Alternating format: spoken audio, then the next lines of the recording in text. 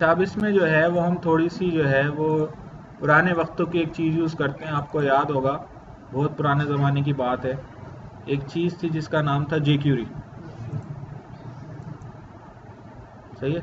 तो ये जो जेक्यूरी थी, अजीब व गरीब सी चीज़ थी एक, वो हम यूज़ करते हैं ताकि हमें भी याद रहे कि ऐसी भी कोई चीज़ होती है दुनिया में। तो यहाँ पे देखिए, अब ये डिफ़ॉल्ट डॉट एसपीएक्स में आके मैं कर ये रहा हूँ कि ये जो हमारा टेबल था जिसमें ऐड रिलेटेड स्टफ मौजूद था, इसको मैं इनसाइड अ डिव रख रहा हूँ। ठीक है। और ये डिव हमारे पास ऐसे यहाँ पर ये डिव आ गए, और नीचे वाली जो ग्रिड है वो एज इट इज़ मैं छोड़ देता हूँ। ये ग्रिड वाली डिव है, इसकी आईडी हम दे देते हैं जनाब ID equals to DV grid. और ये वाली जो आईडी है इसकी आईडी हम दे देते हैं डीवी ऐड एम्प्लॉई। ठीक है। अच्छा, डीवी ऐड एम्प्लॉय के ऊपर मैं कुछ और डिव्स बना रहा हूँ। जैसे कि सबसे पहले ऊपर मैंने एक डिव बनाई, इसकी आईडी मैंने रख दी जनाब डीवी ऐड, और इसमें मैंने सिंपल लिख दिया इन ऐड एम्प्लॉय। और फिर जो है वो मैंने ऐसे करके एक और डिव नीचे बना दी, इसको मैंने कह दिया अपडेट। इसके अंदर मैंने टेक्स्ट लिख दिया अपडेट एम्प्लॉय। फिर मैंने जनाब यहाँ पे जो है वो एक और डिव ऐड करवा दी, इसको मैंने कह दिया डिलीट, और यहाँ पे मैंने कह दिया डिलीट एम्प्लॉय। ठीक है। अच्छा, फिर जो है वो यहाँ पे जो है वो हम करेंगे ये कि ये जो आपका टेबल है इसकी विड्थ मैंने यहाँ हार्ड कोडेड 100% कर दी। साथ ही साथ अब मैं यहाँ पर ये जे क्यूरी ड्रैग करके ड्रॉप कर दूंगा, और अब यहाँ पे मैं अपना कुछ स्क्रिप्ट लिखूंगा। मैंने लिखा है script type equals to text JavaScript. ठीक है। फिर आपको याद होगा कि हम लिखते थे डॉलर डॉक्यूमेंट, और फिर इसके अंदर हम लिखते थे रेडी। फिर यहाँ पे लिखा था हमने फंक्शन, और ये फंक्शन ओपन क्लोज। ठीक है। अच्छा, फिर जो है वो हमने यहाँ पे लिखा डॉलर, और यहाँ पे देखें सबसे पहले जो है वो मैं जो है वो एक्सेस किसी को करूँगा, लेकिन एक्सेस करने से पहले इसको मैं यहीं छोड़ रहा हूँ, और यहाँ पे अब मैं लगा रहा हूँ स्टाइल का tag, style type equals to text CSS। सबसे पहले मैं यहाँ एक्सेस कर रहा हूँ डीवी ऐड को, और डीवी ऐड को एक्सेस करने के बाद इसकी विड्थ मैंने यहाँ पे डिफाइन कर दी 25%। हाइट इसकी मैंने रख दी 50 पिक्सल्स। कुछ बैकग्राउंड कलर डिफाइन कर दिया, बैकग्राउंड कलर इसका ले लेते हैं जनाब हाईलाइट ले लेते हैं। ठीक है। इसका बॉर्डर कलर भी दे देते हैं, और ये हमने बॉर्डर यहाँ डिफाइन कर दी। पहली चीज़ तो ये है कि ये जो बॉर्डर होगी हमारी वो जो है वो सॉलिड होगी। ठीक है। और फिर जो है वो इसकी विड्थ जो है वो आप पहले डिफाइन कर दें, यानी कि 2 पिक्सल्स कर लें। अच्छा, और फिर इसका आप कलर डिफाइन कर दें। कलर जो है वो मैंने ले लिया जनाब लाइट ग्रीन। चलिए। अच्छा, अब होगा क्या, होगा ये कि अगर आप डिफ़ॉल्ट डॉट एसपीएक्स का आउटपुट देखेंगे तो आपको ये वाली डिव जो है वो नज़र आएगी दोबारा से ऐड एम्प्लॉय की। देखें, ये ऐड एम्प्लॉय की डिव है। अच्छा, अब यहाँ पे जो है वो सिचुएशन ये है कि थोड़ी सी विड्थ ज़्यादा हो रही है। इसको मैं एक दफ़ा बंद कर देता हूँ और फिर इसको चला देता हूँ, वरना वो बार बार ऐड करता रहेगा, फजूल में डेटा रिकॉर्ड होगा हमारा। ये एक एक्स्ट्रा रिकॉर्ड ऐड हो गया, इसको मैं डिलीट कर रहा हूँ।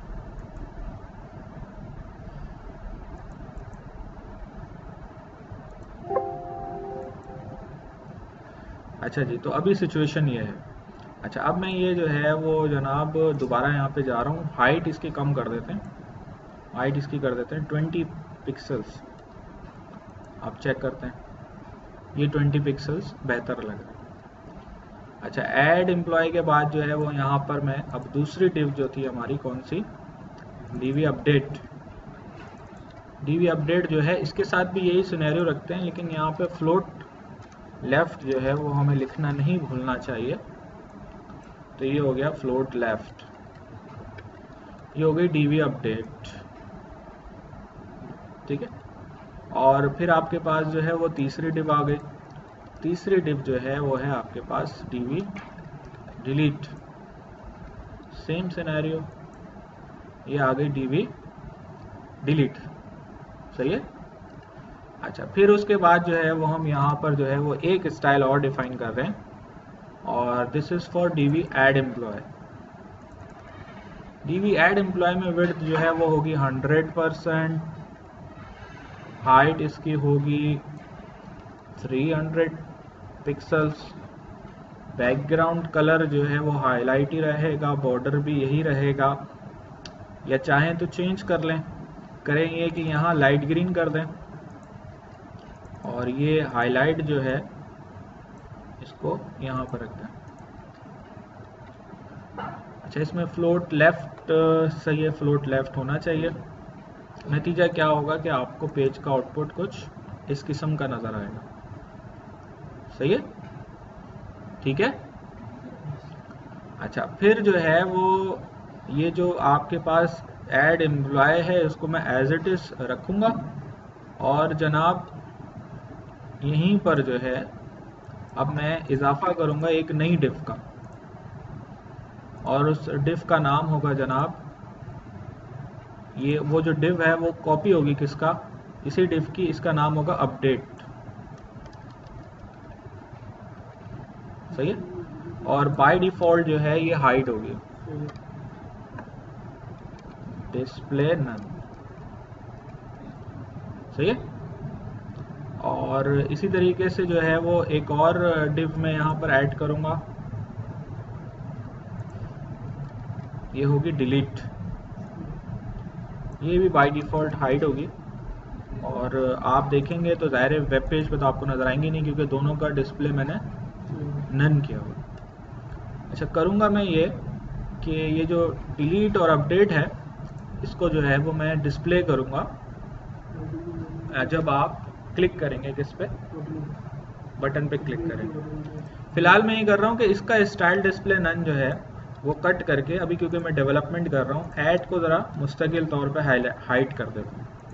तो अभी आपको नज़र कौन सी आएगी, अपडेट नज़र आएगी। अच्छा, क्योंकि अपडेट में और ऐड में अपडेट ये है इस वक्त, तो अपडेट में जाके मैं थोड़ा सा जो है वो अपडेट के लिए भी एक बना देता हूँ, क्या, CSS फाइल, और ये मैंने लिखा डीवी अपडेट एम्प्लॉय, चाय बन गई है। चलें, डीवी अपडेट एम्प्लॉय, और ये डीवी अपडेट एम्प्लॉय का ज़रा डिज़ाइन बना लेते हैं हम।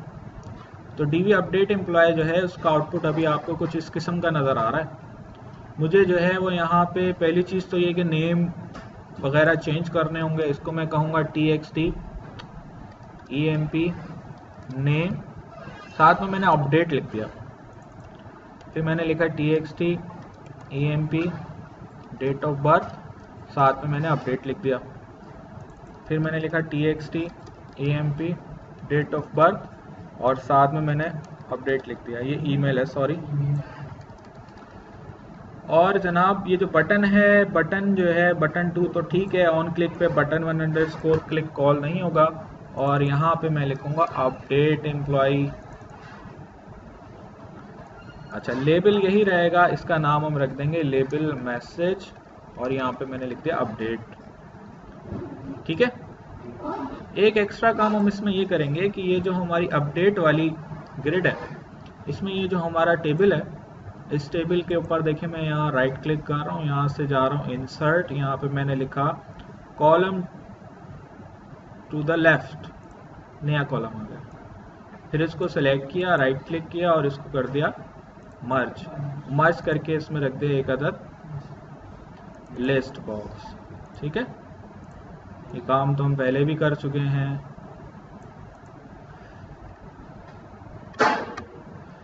चलें जी,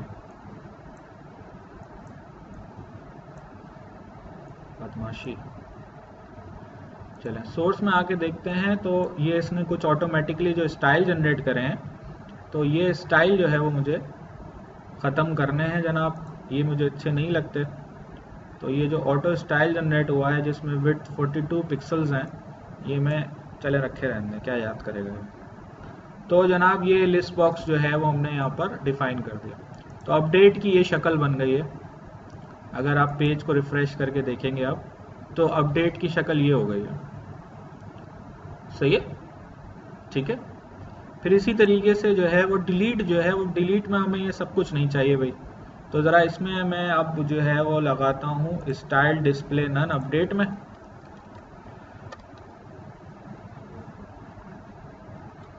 डिस्प्ले नन, और जनाब यहाँ पर जाता हूँ मैं डिलीट में। डिलीट के अंदर जो है फ़िलहाल मैंने ये हटा दिया, और यहाँ पर जो है मुझे इतना लंबा चौड़ा काम नहीं करना, मुझे सिर्फ और सिर्फ एक बटन चाहिए। तो ये टीआर मैंने डिलीट कर दिया, ये टीआर मैंने डिलीट कर दिया। यहाँ पे जो है वो लिख दिया मैंने सेलेक्ट एम्प्लॉई नेम, और टेक्स्ट बॉक्स मुझे यहाँ नहीं चाहिए। यहाँ पे मैं टूल बॉक्स के अंदर से ड्रैग करके ड्रॉप करूँगा एक ड्रॉप डाउन लिस्ट, जिसका नाम ड्रॉप डाउन लिस्ट 1 ही रहने दें। नीचे बटन जो है इसके क्लिक के ऊपर बटन 1 क्लिक कॉल नहीं होगा, यहाँ पे लिखा हुआ होगा डिलीट एम्प्लॉय। ये टेक्स्ट है, और लेबल का नाम होगा LBL मैसेज डिलीट। अच्छा जी, चेक करते हैं क्या सूरत हाल है। ये वाली टीआर फजूल में बनी हुई है, फजूल में बने रहने दें जी। जी हटा दिया मैंने, अभी बनाऊंगा मैं, अभी तो सिर्फ डिज़ाइन बना रहे हैं। तो ये आपके पास अब देखेंगे आप, तो ये डिलीट का आपके पास जो है वो स्ट्रक्चर बना हुआ है। तो यहाँ पे इसकी CSS क्लास इसकी भी बना देते हैं, आइडेंटिफायर बना देते हैं। तो मैंने यहाँ पे लिखा DV डिलीट एम्प्लॉय। सही है, इनकी विड्थ बहुत ज़्यादा हो रही है, इसको 200 कर देते हैं। तो अब डिलीट का आपको जो है वो स्ट्रक्चर जो है वो कुछ ऐसा नज़र आएगा। सही है, ये ग्रिड अपनी जगह मौजूद है। तो यहाँ तक इसको रखते हैं हम। आप लोग ज़रा चाय पीकर, लिंक पे चल रही है, और इसमें अभी तक हमने सूरत हाल में ऐड डेटा करवाया और सेलेक्ट करके ग्रिड पे दिखाया है, और जो सूरत हाल है उसके मुताबिक अभी डिलीट डिस्प्ले हुआ है। तो अभी मैं थोड़ा सा डिज़ाइनिंग पे काम कर रहा था। तो ये जो हमारे पास अपडेट है और डिलीट है, इन दोनों को जो है वो मैं डिस्प्ले नन कर देता हूँ, और बाय डिफ़ॉल्ट ऐड जो है उसको मैं कर देता हूँ क्या, डिस्प्ले। अच्छा, फिर अब जो है वो jQuery का काम है। तो jQuery के अंदर जाकर document.ready के अंदर अब मैं यहाँ पर जो है वो लिख रहा हूँ dollar hash dv add employee dv add dot click function, और फंक्शन के अंदर जाके जनाब मैं करूँगा ये कि ये जो हमारी, दिमाग चल रहा है मेरा, ठीक है। और यहाँ पे जो है वो मैंने लिखा dv, ये जो ऐड है इसको तो मैं शो करूँगा, या चलें इसको कर देते हैं स्लाइड डाउन फास्ट, और बाकी जो है वो उनको स्लाइड अप कर देता हूँ, यानी कि dv अपडेट और dv डिलीट। तो डीवी अपडेट और डिलीट स्लाइड अप हो जाएगी जब ऐड पर क्लिक होगा तो। अच्छा, इसी तरीके से आपके पास जो डीवी अपडेट है उसके क्लिक के ऊपर ये दोनों जो हैं वो स्लाइड अप होंगी और ये जनाब स्लाइड डाउन हो जाएगी डीवी अपडेट। और इसी तरीके से जनाब डीवी डिलीट के क्लिक के ऊपर ये स्लाइड डाउन होगी और ये जो हैं दोनों स्लाइड अप हो जाएंगे। ठीक है, चेक करते हैं जी, पेज को रन करते हैं।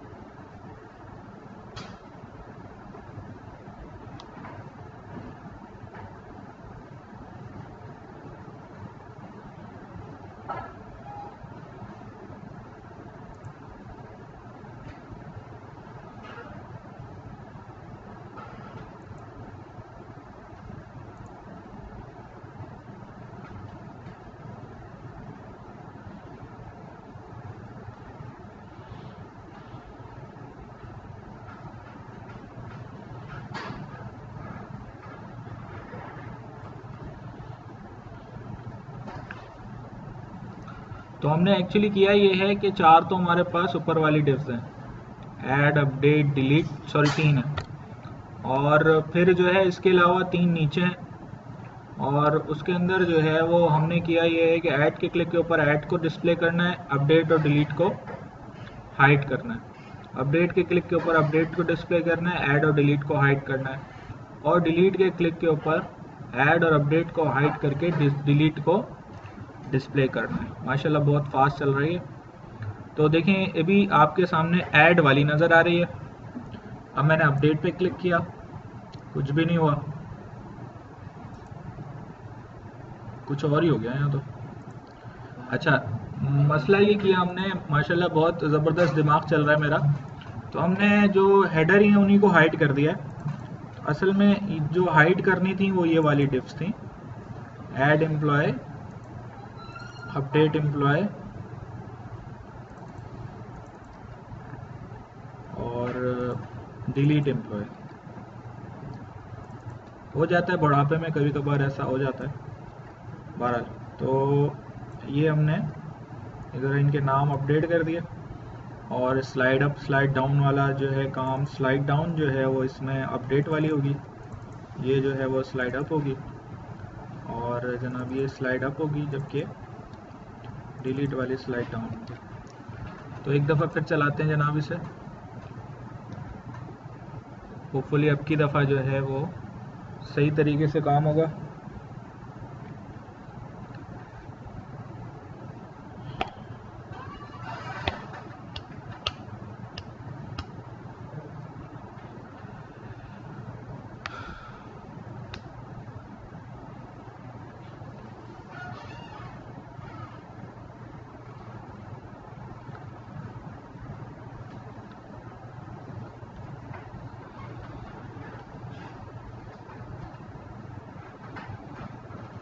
तो जनाब ये आपके पास ऐड है, ये अपडेट है और ये डिलीट है।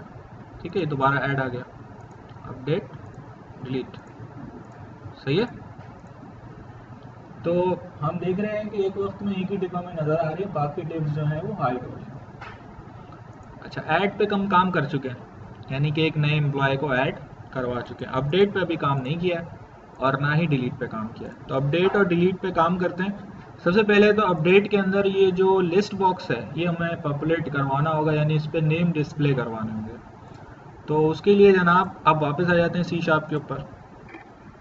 ये जो अपडेट ग्रिड का मेथड है इसमें हम सारे एम्प्लॉयज सेलेक्ट कर चुके हैं बाय यूजिंग अ क्यूरी।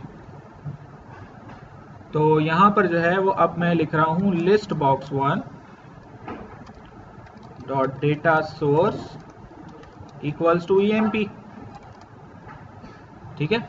फिर मैंने लिखा list box 1 dot data text field equals to name. फिर मैंने लिखा list box 1 dot data value field, ये मैंने लिख दी आईडी। ये सब आपको पता है मैं क्या कर रहा हूं। फिर मैंने लिखा list box 1 dot data bind. नतीजे में लिस्ट बॉक्स 1 पे जो है वो नेम डिस्प्ले होना शुरू हो जाएंगे। ठीक है, चला के देखते हैं जनाब। अब की दफ़ा होगा ये कि अपडेट पे जब हम जाएंगे तो अपडेट पे जाते ही हमें लिस्ट बॉक्स के ऊपर नाम नज़र आ रहे होंगे और पीछे जो है वो आईडी होगी। अपडेट ग्रिड पेज लोड पे कॉल हो रही है, लिहाजा लिस्ट बॉक्स जो है वो अपडेट हो जाएगी। और जैसे हम कोई नया रिकॉर्ड ऐड भी करेंगे तो उसके बाद भी अपडेट ग्रिड कॉल होगी, तो लिस्ट बॉक्स उस वक्त भी अपडेट हो जाएगी। तो देखें यहाँ पे इसरार और वसीम लिखे हुए नज़र आ रहे हैं। अब मैं ऐड एम्प्लॉय पे जाता हूँ और एक नया रिकॉर्ड ऐड कर देता हूँ। मैंने कहा सलीम, ठीक है, और ये सलीम की डेट ऑफ बर्थ डाल दी मैंने, और ये सलीम का ईमेल एड्रेस डाल दिया, और ये मैंने ऐड न्यू एम्प्लॉय पे क्लिक किया। तो एम्प्लॉय ऐड हुआ, ग्रिड पे अपडेट हुआ, यहाँ भी आ जाएगा। अपडेट ग्रिड कॉल हुआ ना, सही है। अब वही वाला काम कि यहाँ से मैं सेलेक्ट करूँगा तो ये डेटा इधर पॉपुलेट करवाना है। ठीक है, तो अब ये काम करने के लिए पहला काम तो आपको ये करना पड़ेगा कि ये जो आपकी लिस्ट है, लिस्ट बॉक्स है, अब देखें क्योंकि हम अपडेट पे काम करना चाह रहे हैं तो मैं कर ये रहा हूँ कि यहाँ से ये स्टाइल डिस्प्ले नन कट करके फिलहाल ऐड पे डाल रहा हूँ। ठीक है, ताकि नज़र आपको भी अपडेट आए। अच्छा, अब अपडेट के अंदर जो है वो ये जो लिस्ट बॉक्स है इसकी ऑटो पोस्ट बैक प्रॉपर्टी मैंने ट्रू कर दी। ठीक है, और आ गया इसके चेंज इवेंट पे, सिलेक्टेड इंडेक्स चेंज इवेंट पे। ये इवेंट उस वक्त कॉल होगा जब आप लिस्ट बॉक्स पे कोई भी आइटम वैल्यू सेलेक्ट करेंगे। यहाँ पे मैं दोबारा से लिख रहा हूँ employ management data context DB equals to new employ management data context. ये इसका बना दिया मैंने नया ऑब्जेक्ट। ठीक है, अब मैं जो है वो एक क्यूरी लिखना चाह रहा हूँ जो कि एम्प्लॉय के टेबल से वो डेटा लेकर आए जिसमें वो आईडी हो जो कि लिस्ट बॉक्स 1 में सिलेक्टेड है। ठीक है, तो अब देखिए मैं कैसे लिखूंगा। मैं यहाँ पे लिख रहा हूँ variable employ equals to from em in db dot employees where em dot id equals to convert dot to int 32 list box 1 dot selected value। यहाँ मैंने लिखा select em। ये em एक वेरिएबल है, आप इसकी जगह कुछ भी लिख सकते हैं। और अगर आप चाहें तो यहाँ पर एक इंटीजर वेरिएबल बना लें, इंटीजर selected एम्प्लॉय, और ये वाला कोड आप यहाँ से कट कर दें, यहाँ लिख दें और यहाँ पे लिख दें सिलेक्टेड एम्प्लॉय। अब देखिए ये मैंने लिखा हुआ है select static from employ where ID equals to list box 1 dot selected value. सही है, ठीक है, लेकिन ये मैंने लिखा है लिंक में। देखिए ये जो कोड है ना, और इसमें और पुराने उसमें डिफरेंस क्या है। जब हम वहां लिख रहे थे तो हम इन्वर्टेड कॉमास में लिख रहे थे, in the form of string दे रहे थे, वो रन हो रहा था डेटाबेस पे जाके, तो उसमें कोई एरर था तो वो पता ही उस वक्त चल रहा था जब वो रन हो रहा था, वो कोड कंपाइल नहीं हो सकता था। ये कंपाइल हो रहा है, इसमें कोई एरर आएगा ये कंपाइल टाइम पे ही पता चल जाएगा आपको। मेरी बात समझ में आ रही है? नहीं भी आई तो कोई मसले वाली बात नहीं। ठीक है, सही है। अच्छा, ये है लिंक का ट्रेडिशनल तरीका, एसक्यूएल वाला तरीका। एक लिंक का जो है वो लिंक स्टाइल भी है। ठीक है,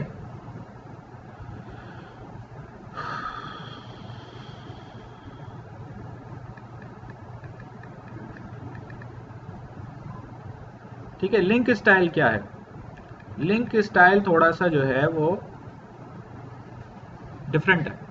कैसे डिफरेंट है वो मैं बता देता हूँ आपको, फिर आपको समझाता हूँ। अगर मैं इस लाइन को कमेंट कर दूँ तो आप देखें मैं यहाँ लिंक स्टाइल लिख रहा हूँ, variable emp equals to db dot employees dot first em lambda expression em dot id equals to selected emp। अब ये मैंने क्या लिख दिया भाई, ये मैंने क्या लिख दिया, ये इसका मतलब वही है जो ऊपर लिखा हुआ है। बस यहाँ एक चीज आ गई जिसको कहा जाता है लैम्डा एक्सप्रेशन। लैम्डा एक्सप्रेशन जो है ये भी सी शार्प का नया फीचर है, पुरानी सी शार्प में नहीं मिलेगा आपको। इसमें क्या है जनाब के ये क्या करता है, एक एनोनिमस फंक्शन बनाता है और उस फंक्शन में ये em पास कर देगा ये, और उस ये फंक्शन क्या करेगा कि एम्प्लॉय क्योंकि जा रहा है तो ये सारे एम्प्लॉयज को मतलब समझे फंक्शन में पास हो गए मेथड में। उस मेथड में ये वाली राइट साइड पे जो कंडीशन लगी हुई है ना वो लिखी हुई है, और हर रॉ जो है इस कंडीशन पे गुजरेगी और जो इस कंडीशन पे पास हो जाएगी उसमें से पहली रॉ रिटर्न हो जाएगी। सही है। कंडीशन पे एक से ज्यादा रॉज सेटिस्फाई हो सकती हैं, तो हमें एक से ज्यादा नहीं, जो भी पहली सेलेक्ट जो भी आए पहली वो आ जाए। ठीक है।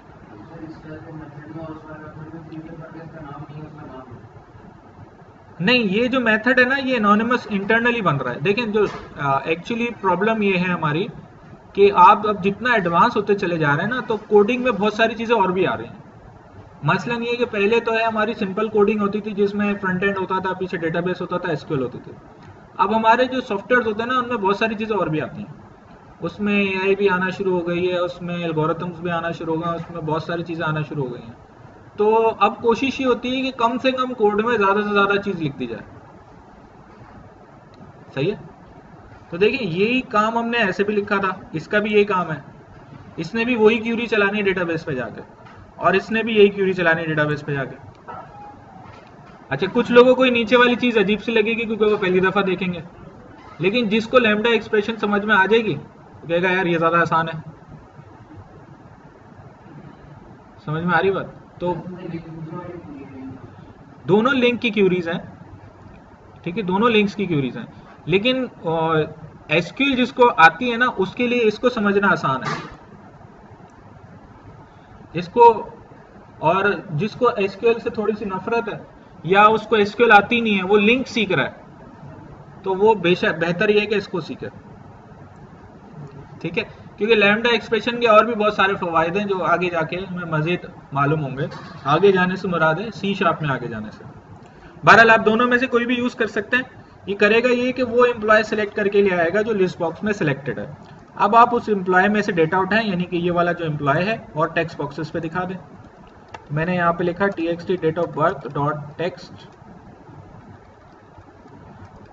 टेक्स्ट इक्वल्स टू ये जो एम्प्लॉय है डॉट डेट ऑफ बर्थ, फिर मैंने लिखा txt email dot text equals to emp dot email, फिर मैंने लिखा txt name dot text equals to emp dot. ठीक है, बस टेक्स्ट बॉक्स पे दिखाना था ड्रॉप डाउन के चेंज के ऊपर, तो बस ये टेक्स्ट बॉक्स पे नजर आ जाएगा। अब आप ये करें कि अगर इस पेज को आप दोबारा से रन करें और ऑटो पोस्ट बैक आप इसको कर चुके हैं, तो आपके सामने जो है वो बाय डिफॉल्ट अभी अपडेट का ही डिव नजर आएगी।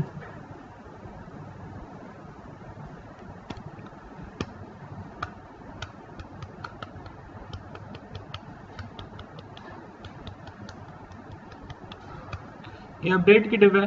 देखिए यहाँ पे मैंने लिखा इसरार, ये पोस्ट बैक हुआ, पोस्ट बैक होने के बाद कुछ भी नहीं हुआ। क्यों? क्योंकि मैंने टेक्स्ट बॉक्सेस ये वाले दे दिए, हालांकि मुझे देने कौन से चाहिए थे, अपडेट वाले। तो यहाँ पे मैं क्या लिखूंगा, txt date of birth update. ये थोड़ा सा हमें ख्याल रखना पड़ेगा txt emp था शायद, txt emp ईमेल।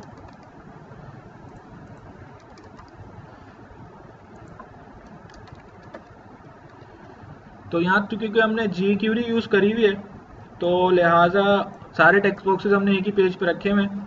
अगर हम वो वाली अप्रोच रखते कि उन्हीं टेक्स्ट बॉक्सेस को यूज करते और ऐड अपडेट डिलीट के 3 बटन बना देते और उनको एनेबल डिसेबल कर देते तो फिर हमारी कोई डिफरेंट अप्रोच होती। बहरहाल तो ये हमें देखना होगा कि हमने क्या काम किया हुआ है और उसके हिसाब से ही जो है वो लॉजिक हमारी होनी चाहिए। तो ये है EMP date of birth update और ये है ईमेल अपडेट। ठीक है जी। तो अब इसको एक दफ़ा फिर चला के वेरीफाई कर लेते हैं कि क्या वाकई लिस्ट बॉक्स पे क्लिक होने के बाद जो भी रिकॉर्ड हमने सेलेक्ट किया है उसकी डिटेल टेक्स्ट बॉक्स पे आ रही है या नहीं।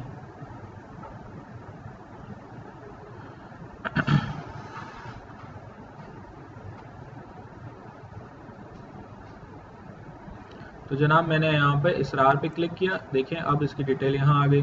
मैंने वसीम पे क्लिक किया, इसकी डिटेल यहाँ आ गई और मैंने सलीम पे क्लिक किया तो इसकी डिटेल यहाँ आ गई। ठीक है, अब काम क्या है मेरा, अपडेट के क्लिक करूंगा, इनमें चेंजेस करके। टाइम क्यों ले रहा है, पोस्टबैक हो रहा है ना। हाँ, इसलिए कि हमने जो टाइप रखी थी डेटाबेस में वो रखी थी डेट टाइम। सही है, तो आप चाहें तो यूजर से टाइम भी पूछकर टाइम भी इस फील्ड के साथ सेंड कर सकते हैं। तो क्योंकि आपने टाइम नहीं दिया उसे तो वो डिफॉल्ट में टाइम रख रहा है रात 12 बजे। नहीं, ये वो टाइम नहीं होगा। ये तो अगर आप प्रॉपर पूरा डेट टाइम उठा के भेजेंगे तो ये तो हम टेक्स्ट बॉक्स से वैल्यू ले रहे हैं।